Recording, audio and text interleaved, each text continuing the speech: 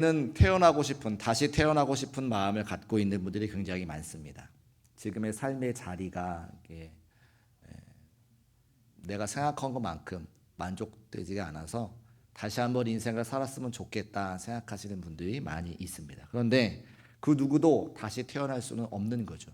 우리의 삶이 소중한 것은 한 번뿐이기 때문에 우리의 삶이 누구나 소중합니다. 그런데 놀랍게도 교회에 오시면 예수님 믿는 것을 다시 태어난다 이렇게 말합니다.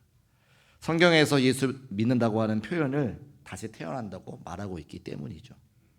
첫 번째 태어나는 것은 부모님께로부터 태어나는 것이니까 부모님의 자녀인데, 두 번째 태어나는 것은, 다시 태어나는 것은 하나님께로부터 태어나는 거니까 하나님의 자녀가 되는 거죠.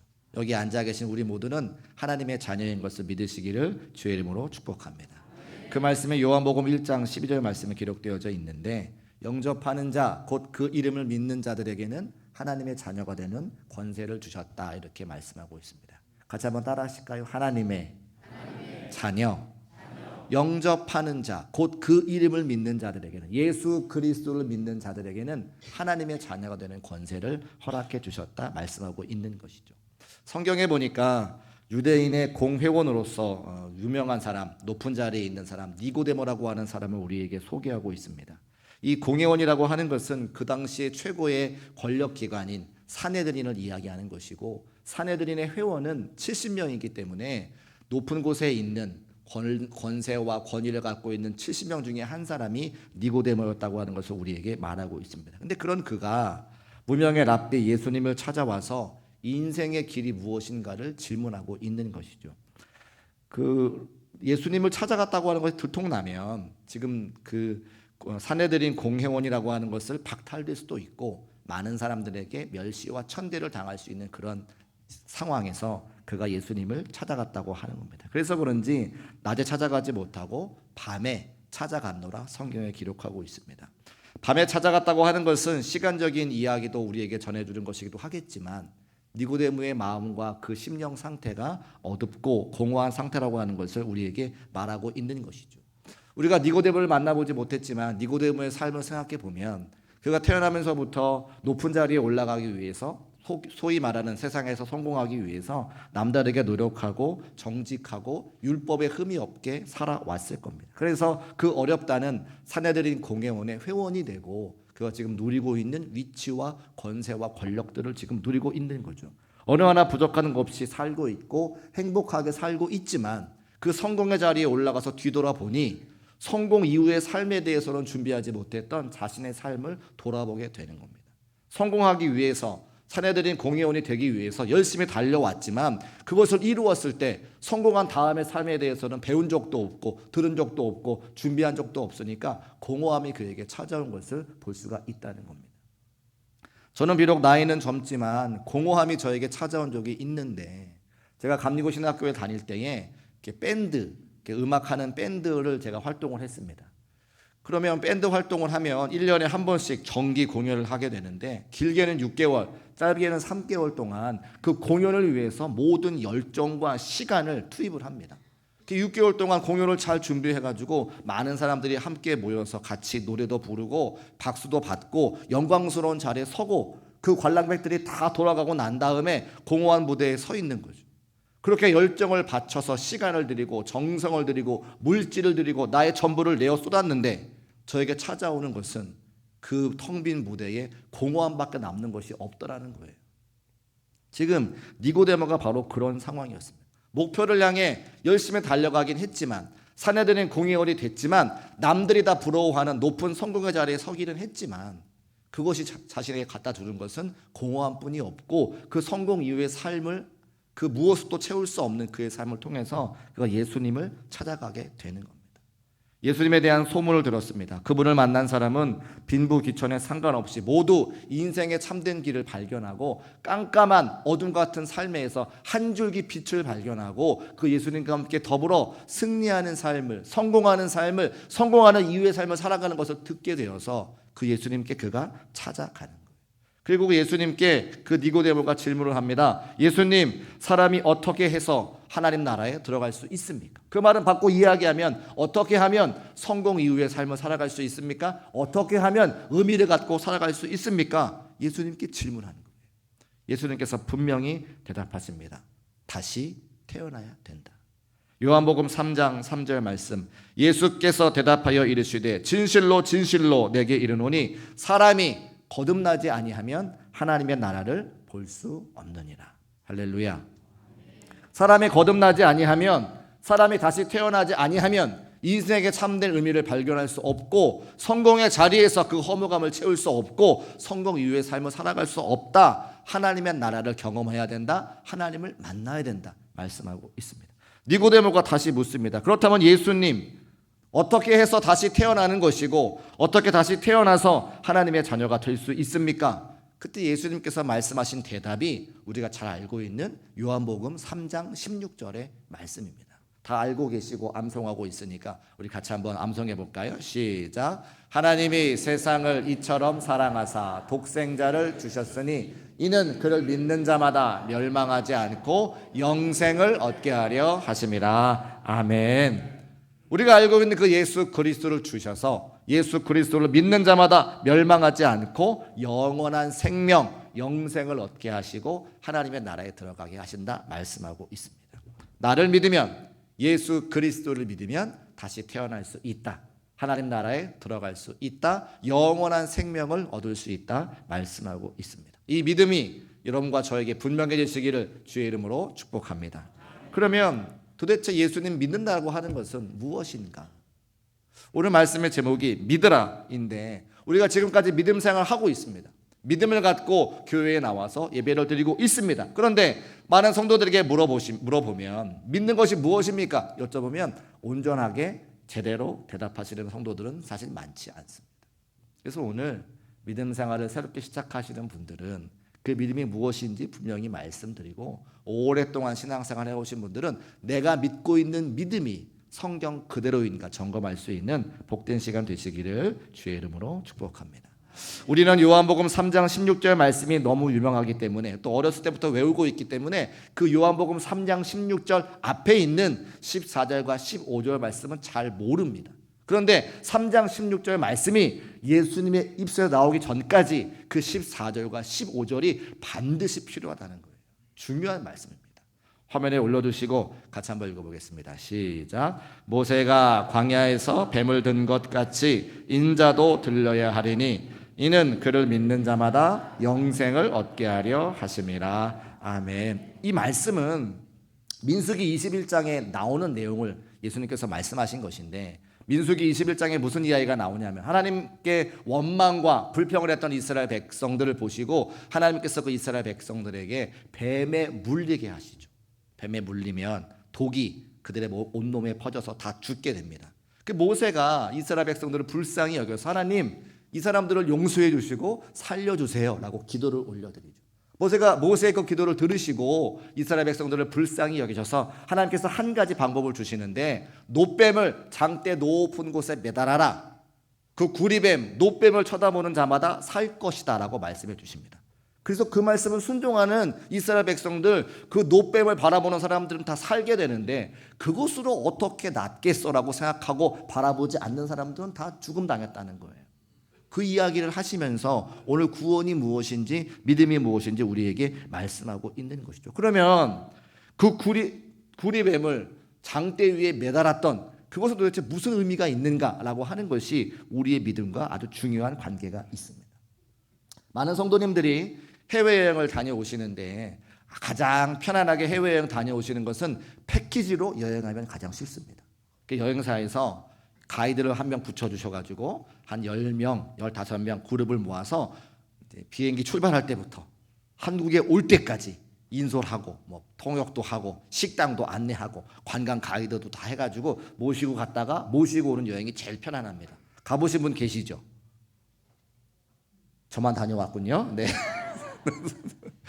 그렇게 여행을 한다 이 말이죠. 그러면 해외여행지에 가면 그 여행 가이드가 반드시 드는 게 있습니다. 뭘 듭니까? 가보셨잖아요. 가보셨잖아요. 깃발을 들고 있습니다. 그 말은 뭐예요? 이렇게 이야기합니다. 여러분, 여기 좋은 관광지에 오셨으니까 어디 잘 구경하시고 몇 시 몇 분까지 이 깃발 아래로 모여주세요 라고 이야기를 하는 거죠. 그 자유롭게 구경하시다가 정해진 시간이 되면 뭘 찾으면 됩니까? 깃발을 찾으면 돼요. 우리 가이드가 어디 있는지. 노란색이면 노란색, 빨간색이면 빨간색, 잘 보이는 파란색이면 파란색, 깃발 아래로 모이게 되는 겁니다. 마찬가지로 장대 위의 구리뱀은 전쟁에서 높이 든 깃발과 같다는 거예요. 깃발을 전쟁터에서 들면 우리 편 군인들이 그 깃발 아래에 모여서 전쟁을 하게 되는 거죠. 하나님께서 이스라엘 백성들을 살리시려고 그 장대 높은 곳에 구리뱀을 달아 맨 것은 깃발과 같은 역할입니다. 뱀에 물려서 독이 가득한 사람들, 뱀을 들었으니까 뱀의 독이 그 깃발 아래 모여서 뱀의 독을 해결하시는 은혜가 있는 거죠. 마찬가지로 이 사건을 예수 그리스도가 십자가에 달리신 사건과 똑같이 말씀하시는 구절이 요한복음 3장 14절 말씀에 기록되어져 있어요. 모세가 광야에서 뱀을 든 것 같이 인자도 들려야 하리니. 하나님께서 예수 그리스도를 십자가에 매다른 것은 그 구약 시대에 이스라엘 백성들을 살리시려고 높은 장대 위에 노뱀을 매달아 단 것과 마찬가지다 말씀을 주시는 겁니다. 이 두 사건은 같은 말씀을 우리에게 주고 계신데요.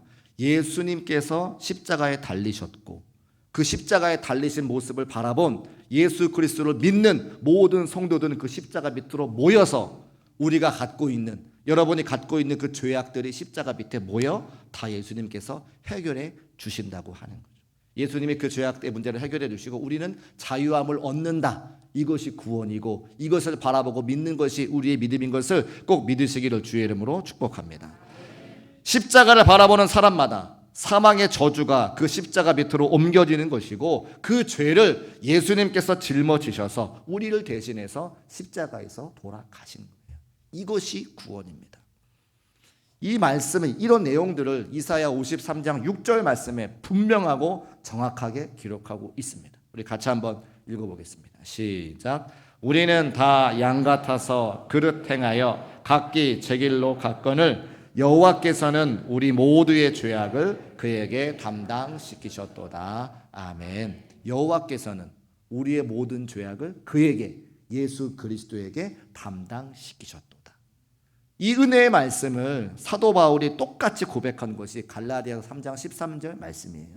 그리스도께서 우리를 위하여 저주를 받은 바 되사 율법의 저주에서 우리를 속량하셨으니 기록된 바 나무에 달린 자마다 저주 아래 있는 자라 하였습니다. 나무에 달린 자마다 예수 그리스도께서 우리의 모든 저주, 죄악의 문제를 담당하시고 그 나무에서 십자가에서 죄악의 문제를 해결해 주셔서 우리 모두가 자유함을 얻었노라, 죄의 문제를 해결받았노라 라고 말씀하시는 것이, 고백하시는 것이 갈라디아 3장 13절의 말씀이라고 하는 것이죠.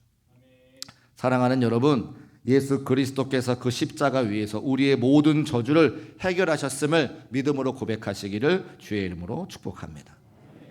그것이 믿음이고 그것이 구원이라고 하는 거예요. 우리는 태어날 때 부모님을 선택할 수는 없습니다. 태어나 보니까 지금 우리와 함께 생활하고 있는 부모님인 거죠. 좋은 부모님을 만난 분들은 감사할 수 있을 것이고 그렇지 않은 부모님 만난 분들은 조금 아쉬움이 있을 수 있습니다. 그러나 우리가 선택할 수 없는 부분이죠. 태어나 보니 부모님이 계셨다고 하는 겁니다. 태어날 때 부모가 누구인지 얼굴 한번 보지 못하고 고아로 살아온 분도 계실 것이고 차라리 고아의 처지가 나을 정도로 부모로부터 학대를 받고 자란 분들도 있을 겁니다. 가장 아픔을 준 사람이 안타깝지만 부모님일 경우도 많이 있는 거죠. 첫 번째 출생은 우리 마음대로 할 수 없습니다. 태어나 보니 부모님이 계신 거죠. 그런데 두 번째 출생, 하나님께로부터 온 출생은 누구든지 예수 그리스도를 믿으면 하나님의 우리의 아버지가 되시고 우리가 그의 자녀가 된다는 것을 성경에 분명히 말씀하고 있어요. 첫 번째 출생으로 육신의 부모님에 대한 안타까움을 갖고 계신 분들은 두 번째 예수 그리스도를 믿어 영원히 우리에게 은혜와 복이 되시는 하나님 아버지를 아버지라 모실 수 있는 성도의 삶이 되시기를 주의 이름으로 축복합니다. 그래서 요한복음 1장 12절 말씀에 영접하는 자, 곧 그 이름을 믿는 자들에게는 하나님의 자녀가 되는 권세를 주셨다는 거예요. 하나님이 우리의 아버지가 되심을 믿으시기를 주의 이름으로 축복합니다. 그렇게 하나님이 우리의 아버지가 되시면 모든 사람들의 운명에서 벗어나는 삶을 살게 되는 거죠. 그 운명이 뭐냐? 정해진 운명이 한 가지 있는데 이 땅에 태어난 모든 사람들은 다 죽는다는 거예요. 그 정해진 운명이 그것인데 그 운명에서 비껴나가 죽지 않는 삶을 살게 된다. 성경이 우리에게 말씀하고 있습니다. 제가 지금부터 말씀을 통해 증거해 드릴게요. 히브리서 9장 27절 말씀. 우리의 운명이 뭐냐? 한 번 죽는 것은 사람에게 정해진 것이요 그 후에는 심판이 있다 말씀하고 있습니다. 모든 사람이 다 죽는다. 죄 때문에 죽는다 말씀하고 있죠. 그런데 예수 그리스도를 믿고 하나님을 아버지라 부를 수 있는 사람들은 그 정해진 운명에서 벗어나 새로운 운명을 살게 되는데 그것이 뭐냐면 영원한 삶이라는 거예요. 왜 영원한 삶이 가능하냐?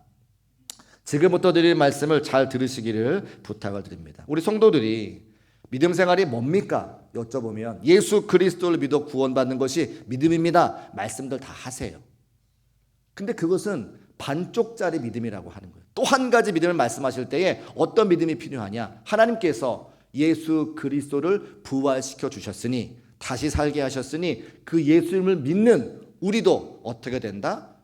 죽지 않고 영원히 산다는 것을 믿는 것이 진짜 믿음이라고 말씀하고 있어요.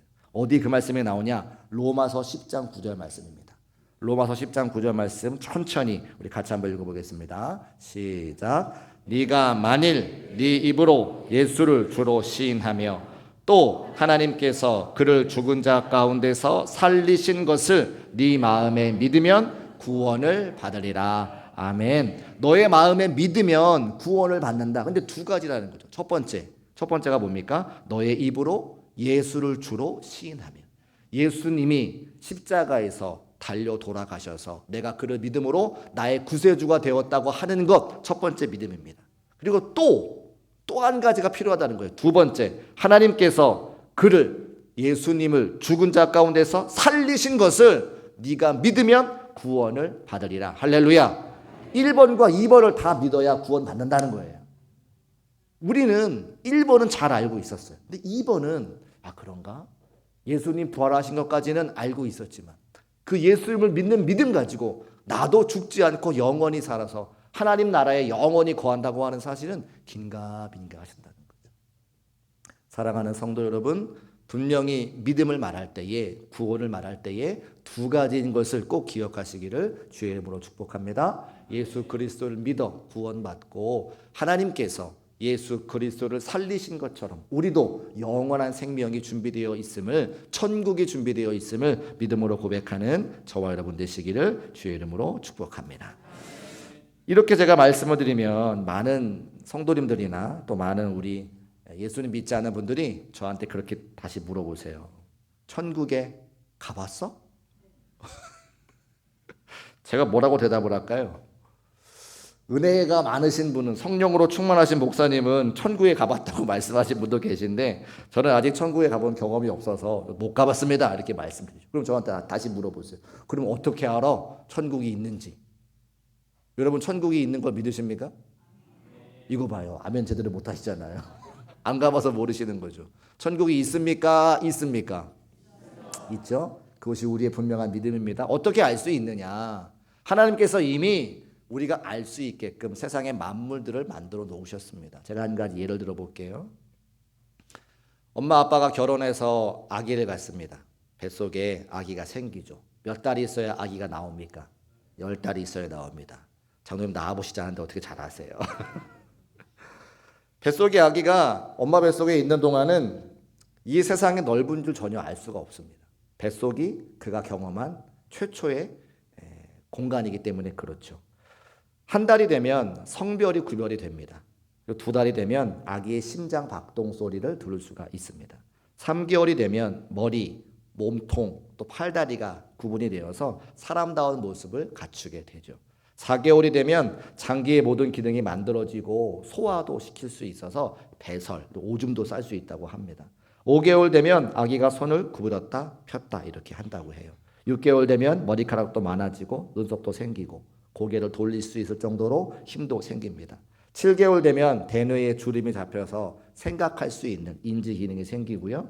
또 8개월 되면 뜻을 알아들을 수 없어도 밖에서 뭐라고 하는 것을 인지할 수 있을 정도가 된다고 합니다. 9개월 되면 손톱과 발톱이 자라고 표정이 생겨서 밖에서 무슨 소리를 들으면 좋은 표정, 좋지 않는 표정 할 수 있다고 합니다. 그 10개월 되면 언제 태어나도 좋을 만큼 호흡 기능을 갖춰지고 외부의 어떤 자극으로부터 나를 지킬 수 있는 저항 능력이 생긴다고 하죠.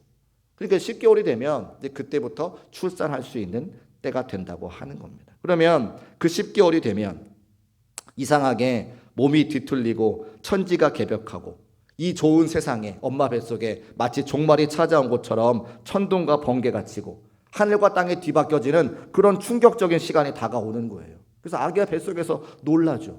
그래서 우리는 뭐라고 부릅니까? 양수가 터진다고 이야기하는 거예요. 밖에서 보면 양수가 터지는 건데 그걸 경험하는 아기는 천지가 개벽을 하고 꼭 죽을 것만 같은 그런 느낌들을 경험하게 되는 거죠. 자기의 모든 존재가 있었던 그 정들었던 엄마 뱃속을 떠나야 한다는 슬픔에 안 나가려고 바둥바둥 거리지 않습니까? 그래서 나오면서 다 어떻게 해요? 울면서 나와요. 난 여기가 좋사오니 여기 있으려고 하는데 자꾸 왜 나를 끄집어내는 거예요? 다 울며 나오는 겁니다. 그런데 그렇게 죽을 것만 같았는데 양수가 터져서 바깥 세상에 탁 나오면 누가 기다리고 있습니까? 제가 1부 때 이렇게 물었더니 간호사가 기다리고 있대요. 그거 아니고 엄마와 아빠가 기다리고 있죠. 엄마와 아빠가 기다리고 있죠. 어떻게 하고 기다리고 있어요? 모든 것을 다 준비해 놓고 기다리고 있어요. 어떻게? 신발도 있고 손수건도 있고 젖병도 있고 뭐 5만 가지 새로운 살림살이를 다 마련해 가지고 애기 이불, 애기 신발, 애기 침대 다 준비하고 나와 있잖아요. 또 할머니 할아버지는 어떡합니까? 그 아이들을 그냥 세상 말로 물고 빨고 축복해 주려고 그냥 준비하고 계시잖아요. 그러니까 세상에 나왔더니 여기가 좋사오냐고 안 나올라 그랬는데 나오고 나니까 이렇게 나를 사랑하고 축복해 주고 나올게 해주는 그런 많은 분들이 있다고 하는 사실을 나와 보니까 알게 되는 거죠. 우리가 천국에 가보지 않았지만 천국이 있는 것을 알 수 있는 것은 그 엄마 아빠의 그런 출산의 상황들을 통해서 경험들을 통해서 내가 이 땅 가운데 삶을 마치고 가야 될 곳이 있는 것을 어떻게 해요? 알게 되는 거예요. 또 한 가지 말씀드려 볼까요? 엄마 아빠들이 아기가 뱃속에 있을 때 뭘 합니까? 이 동네는 나만 아기를 낳아봤나 봐요. 태교합니다. 태교가 뭐냐면 아기가 뱃속에 있을 때 좋은 음악을 들려준다거나 또 아빠의 음성을 들려준다거나 해서 정서적으로 안정을 시키고 태어나면 그 아이가 더 좋은 성품을 가질 수 있도록 함께 훈련하는 거죠. 그래서 제가 목사기 때문에 아이들이 뱃속에 있어 저도 태교를 했는데 저는 찬송가를 불러줬습니다. 예수님 찬양, 예수님 찬양, 예수님 찬양. 놀라운 사실은 제가 이렇게 태교를 한 다음에 큰애를 들쳐업고 이렇게 어부발을 하는데요. 똑같은 찬양을 부르는 거예요. 예수님 발을요. 예수님 찬양. 예수님 찬양. 제가 깜짝 놀랐어요. 이거 태교가 영향이 있구나. 아이가 알아듣는구나. 그런데 우리가 그럼 이 땅에서 삶을 살 때, 신앙생활 할 때 태교는 뭐냐? 우리의 삶이 이것으로 끝나는 것이 아니라 천국이 예배되어져 있다면 이 땅에서의 삶은 그 천국을 준비하는 삶일 텐데 이 땅에서 그냥 예수만 믿고 교회를 다니는 것뿐만 아니라 헌신하고 수고하고 눈물 흘리고 기도할 때에 그 천국의 상급을 준비하는 것이겠고 제가 알게 되는 거예요. 태교를 통해서 아이들의 정서가 더 좋아지는 것처럼 우리가 이 땅에서 헌신하고 수고하고 눈물 흘리고 기도하면 하나님께서 그것을 반드시 기억하시고 하늘에 귀한 상급을 쌓아주시겠구나 제가 알 수 있겠다는 거죠. 그 말씀이 어디 있느냐? 로마서 1장 19절과 20절 말씀에 분명히 기록하고 있습니다. 우리 같이 한번 읽어보겠습니다. 시작. 이는 하나님을 알만한 것이 그들 속에 보임이라 하나님께서 이를 그들에게 보이셨느니라 창세로부터 그의 보이지 아니하는 것들 그의 영원하신 능력과 신성이 그가 만드신 알려졌나니 그러므로 그들이 핑계하지 못할지니라. 아멘. 그가 만드신 만물에 분명히 보여졌나니 무엇을요? 엄마 아빠가 되는 과정을 통해서 출산하는 과정을 통해서 아이가 자라는 과정을 통해서 우리의 삶이 이것으로 끝나는 것이 아니라 반드시 천국이 준비되어 있다고 하는 사실을 누구도 부인하지 못하도록 누구도 핑계하지 못하도록 분명히 말씀해 놓았다는 거예요. 할렐루야. 그러니까 우리는 구원받는 것은 물론이고 이 땅 가운데서 천국을 준비하는 삶을 살아야 된다라고 말씀하고 있는 거죠. 이 사실을 믿을 수 있는 저와 여러분 되시기를 주의 이름으로 축복합니다. 그러니까 믿음이라고 하는 것은 무엇이냐? 예수 그리스도가 우리의 구세주가 되심을 믿는 것과 더불어 하나님께서 예수님을 부활 승천해 주셔서 영원한 삶을 살게 하시는 것처럼 그 예수 그리스도를 믿는 우리 모두도 영원히 살아서 하늘나라의 삶이 천국의 삶이 예비되어 있다고 하는 사실을 믿는 것이 진짜 믿음과 신앙이라고 우리에게 말씀하고 있다는 거예요. 거기에 한 가지 더. 그러면 천국이 예배되어져 있으면 이 땅 가운데 삶의 목적과 의미는 뭡니까? 니고데모가 그 밤에 예수님 찾아가서 질문한 그 질문, 나는 이 땅 가운데 어떻게 살아야 됩니까? 천국을 예비하는 삶이 성도들에게 주어져 있는 거예요. 무엇으로? 같이 예배하고 헌신하고 기도하고 하나님의 거룩한 삶에게 동참할 때에 하나님께서 그것을 기억하시고 우리의 삶의 자리에 영원히 계속되는 그 천국의 삶의 자리에 상급을 준비해 주셨다고 하는 거예요. 그래서 예수 믿고 헌신하고 돌아가신 분들과 맨 마지막에 돌아가시기 직전에 구원받고 천국하신 분들이 차이가 있을 수밖에 없죠. 여러분 사랑하는 성도님들 반드시 기억하시고 그냥 신앙생활만 하지 말고 하나님 앞에 여러분의 상급을 쌓으시기를 주의 이름으로 축복합니다. 그래서요 함께 힘들고 어렵지만 삼계탕 삶는 거예요. 왜 웃으세요? 힘들고 어렵지만 선교 나가서 복음 증거하고 하나님의 거룩한 일을 감당하는 겁니다. 여러분 제일 쉬운 건요 아무것도 안 하면 돼요. 교회 와가지고 아무것도 안 하면 돼요. 예배만 그냥 드리면 제일 쉽죠. 근데 그렇게 하면 천국에 가서 아무것도 없어요. 그것이 분명하기 때문에 사랑하는 성도들과 함께 땀 흘리며 헌신하며 하나님의 거룩한 일을 감당하는 거예요. 왜요? 여러분 복 받으시라고. 여러분 하늘 가서 복 받으시라고. 상 받으시라고. 여러분 여기 서 있는 목사가 여러분 힘드신데 왜 그거 다 강조합니까? 안 하면 제일 편해요. 근데 제 역할이 그 역할이 아니기 때문에 그래요. 여러분들을 쓰임받는 자리에 헌신한 자리에 오셔서 하나님을 감당하시고 다 생명의 면류관, 영광의 면류관 받으시라고 이 연사 이렇게 강조하여 외치는 거 아닙니까?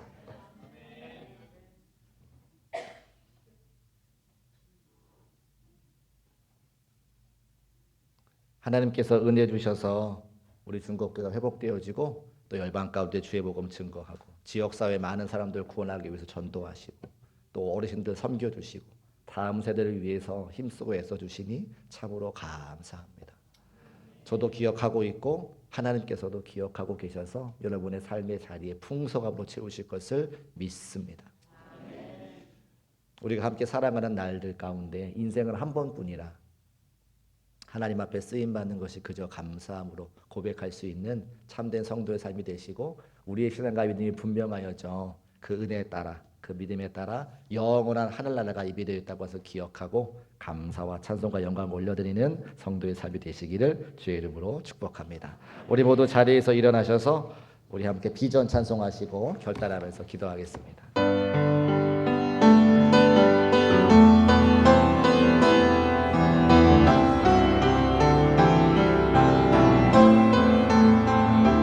우리 보좌 앞에 모였네.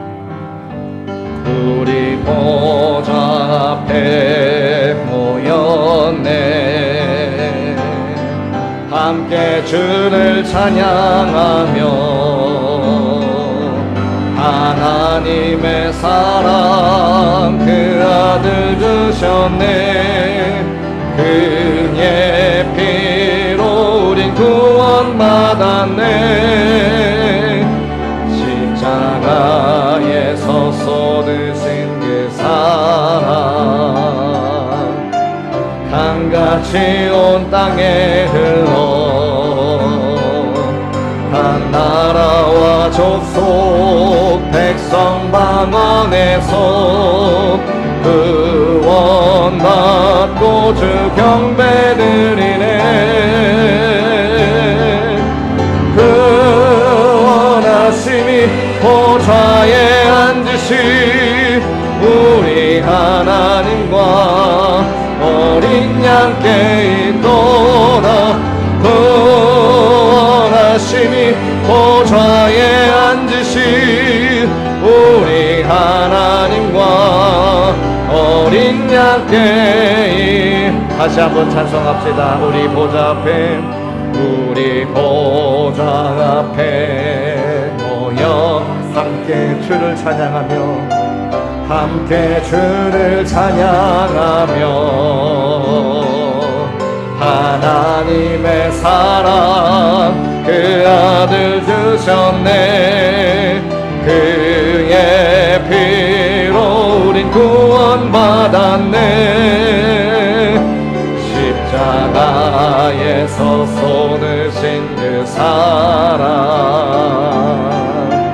강같이 온 땅에 흘러 각 나라와 족속 백성 방언에서 구원받고 주 경배드리네. 구원하심이 보좌에 앉으신 우리 하나님과 어린 양께 있도다. 구원하심이 보좌에 앉으신 우리 하나님과 어린 양께 우리 양손 들고 한번 찬송합시다. 구원하심이 보좌에 구원하심이 보좌에 앉으신 우리 하나님과 어린 양께 있도다. 구원하심이 보좌에 앉으신 우리 하나님과 어린 양께 있도다. 우리 이 시간 합심하여 기도할 때에 하나님께서 믿음이 무엇인지 분명하게 말씀해 주셨습니다.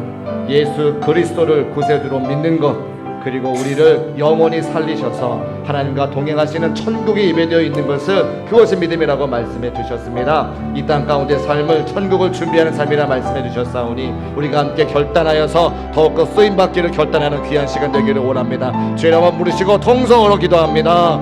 주여